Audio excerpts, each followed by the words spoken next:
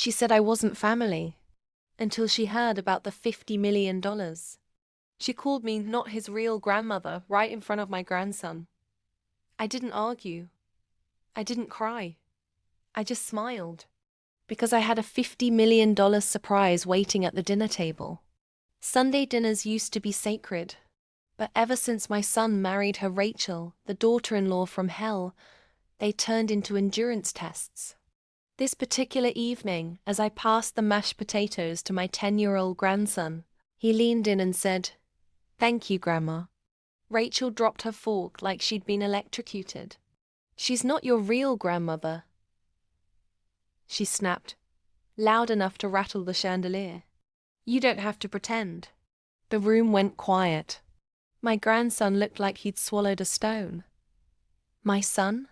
Useless. As always, he just kept chewing like nothing happened. I didn't defend myself. I didn't need to. Because what Rachel didn't know was that I had spent the last 40 years building an empire. And tonight, the truth was finally going to be served hotter than the roast. Dessert time. I stood up, tapped my glass, and smiled at the table of people who had forgotten the value of blood, loyalty, and common decency. "I have an announcement," I began, slowly, letting Rachel squirm. "I recently updated my estate plans. As of last week, I finalized my will and the distribution of my $50 million fortune." Rachel choked on her creme brulee. My son stopped chewing. My grandson looked confused, but curious. I continued. "My company, properties, stocks, everything I've ever worked for, it's all going to one person." Pause.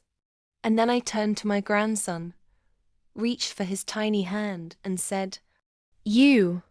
The entire room gasped. Rachel's jaw hit the table. "He's not even her blood," she hissed. I leaned in, calm and collected. "No, but he's the only one in this room who ever treated me like family." What no one knew was that Rachel was adopted, something I discovered during a background check my attorney ran when she started getting too cozy with our family assets. So, with a soft smile and a legal folder in hand, I added, "By your logic, dear, since you're not biologically related to any of us, I suppose you're not really my daughter-in-law either." Boom. Rachel went pale. My son looked like he wanted to crawl under the table. "I've since set up a trust fund for my grandson. He gets the full fortune when he turns 25. But till then, he'll be raised with love, humility, and none of the entitlement his parents bathe in." Rachel and my son. They tried contesting the will. They lost. Now they rent a condo in a not-so-glamorous neighborhood. No chefs. No pool. No inheritance. Just consequences.